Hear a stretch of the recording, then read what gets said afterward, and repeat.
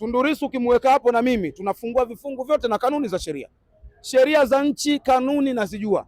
Utaratibu, namna ubadhirifu wa mali za umma, fedha za taasisi, yote najua. Misingi yote najua. Kwa mantiki hiyo, Dr. Mo ameumia. Amesha. Umekuwa kama kamati ya masaa 72. Umempa masaa kadhaa Dr. Mo. Shida ni nini?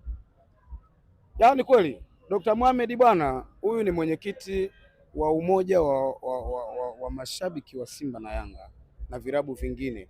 Huu ni umoja ambao tumeutengeneza kwa ajili ya kusapoti timu yetu ya taifa. Sio, umeelewa? Ndio. Kama tumekubaliana kutengeneza kitu ambacho kitasapoti timu yetu ya taifa, lazima tuwe na watu sahihi ambao watatusimamia vyema. Sina mashaka sana na namna ambavyo anapangilia data zake na vitu vyake. Ukimsikiliza akiwa anazungumza ni mshawishi mzuri hata ukikutana mbele ya viongozi. Lakini mimi ni muumini mzuri sana wa kufuata maadili na watu ambao wanatakiwa kuheshimu. Nimepinga, nimewaambia mimi sitaki tuongozwe na Dr. Mohamed kwenye huu moja, kwa sababu amekosa heshima na adabu. Ndio maana unaona wamepelekwa mahakamani, wamepelekwa polisi, kwa sababu wamekwenda kumkashifu mwenyekiti, wamekwenda kumkashifu rais wa heshima wa klabu ya Simba, ambaye mpaka sasa hivi ndio mwekezaji wa klabu ya Simba. Sisi kwenye vikao vyetu vya umoja wa mashabiki tulikubaliana kwamba tunachotakiwa kukifanya sasa ni kuviheshimu vilabu vyote hivi ambavyo vimetufanya sisi kuwa hapa. Tulikubaliana asipatikane mmoja wetu kwenda kuwasema hawa viongozi, asipatikane mmoja wetu kwenda kuleta taharuki kwenye hizi timu, tukakubaliana. Lakini nikaja kushangaa baadaye, naona taarifa kwa umma, klabu ya Simba imeomba jeshi la polisi liwachukulia hatua watu. Nikaanza kuona mitandaoni Dr. Mohamed na wenzake wamechafua hali ya hewa, wanamshutumu na kukashifu biashara ya tajiri. Kwa nini unafanya hivi? Na wakati wewe ni kiongozi wa taasisi, wewe ni kiongozi wa umoja ambao ni wa mashabiki. Niliumia sana, lakini haikuishia hapo. Dr. Mohamed akachukua mashabiki wa Simba na mashabiki wa Yanga akawapeleka Mwanza kwa lengo la kwenda kufanya dabi. Anawapeleka Mwanza mashabiki wa Dar es Salaam Africans. Yanga iko Zanzibar, inahitaji mashabiki waende wakasapoti timu. Tunacheza sisi na National Ali, yeye anawapeleka Mwanza. Tunacheza na JS Kabiri, yeye amewapeleka Mwanza. Bado Simba anacheza mchezo wake wa mwisho pale Benjamin Mkapa dhidi ya wale watu wa kutoka Mali. Wewe unapeleka mashabiki ambao wangeenda kuingiza fedha kwenye klabu, wewe unawapeleka Mwanza.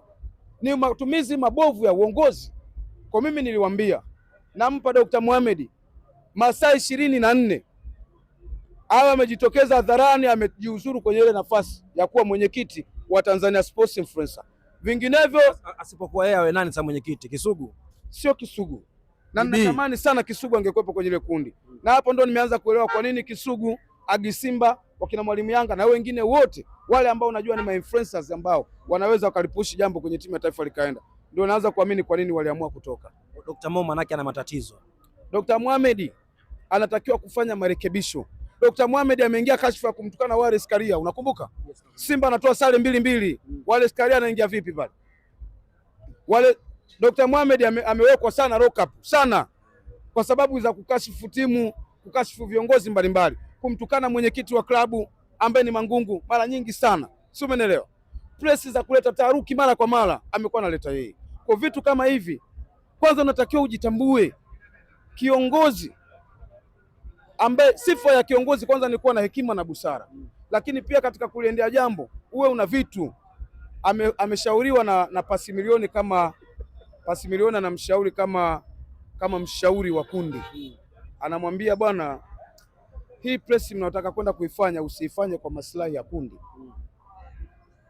Akamwambia sawa, nimekuelewa. Lakini baadaye akaenda kufanyaje? Unaenda kutukana uongozi wa mwekezaji, unakwenda kukashifu biashara ya mwekezaji, alafu baadaye unajitokeza mbele ya umma unaenda kuomba radhi. Unasema tunaomba radhi kwa tajiri, tusamee, tunajua tulikosea, lakini tutarudia, lengo ni timu yetu. Lakini wakati huo huo unakwenda kusema, lakini vile vile unaweza kuona bomu tulilolipua limekwenda viral kwa kiasi gani. Serious? Uko sawa sawa? Ni mtihani huo, ni msiba. Sio, umeelewa? Lakini wewe mwenyewe unakwenda kuzungumza kwenye vyombo vya habari kwamba wewe ndio shabiki pekee ambaye unamiliki gari. Afu wewe ndio kiongozi, akatuongoze sisi watu wenye familia na wake zetu na wenye au anawanyonya. Anawanyonya na miamala yote ambayo imetolewa huko. Sitaki kusema kwa sababu nishawahi kuzungumzaga milioni 20 ikaleta taharuki na ndugu zako. Sasa hivi mimi huko kwenye ubadhirifu wa fedha mimi sizungumzi kwenye vyombo vya habari. Ubadhirifu wa fedha naenda kuzungumzia mahakamani. Ni wale wote nawatia ndani. Unataka kuwapeleka mahakamani?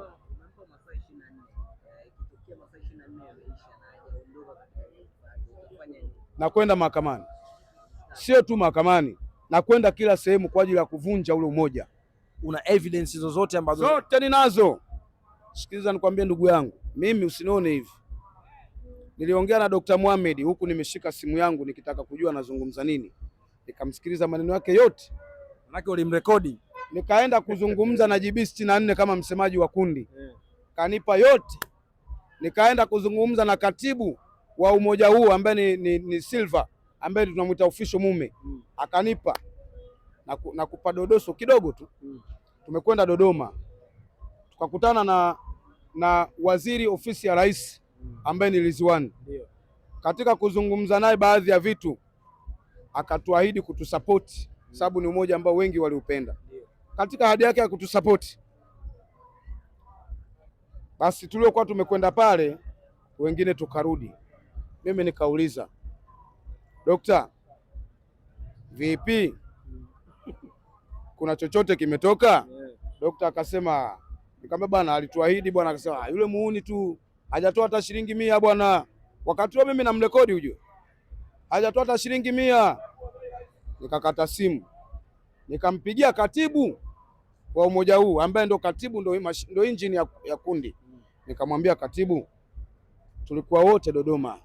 Mheshimiwa alituahidi. Na unaona mimi nimerudi kwa ajili ya kwenda kusapoti timu Zanzibar. Je, hakuna chochote walau hata mafuta sabuni? Alichoniambia bwana, pole sana.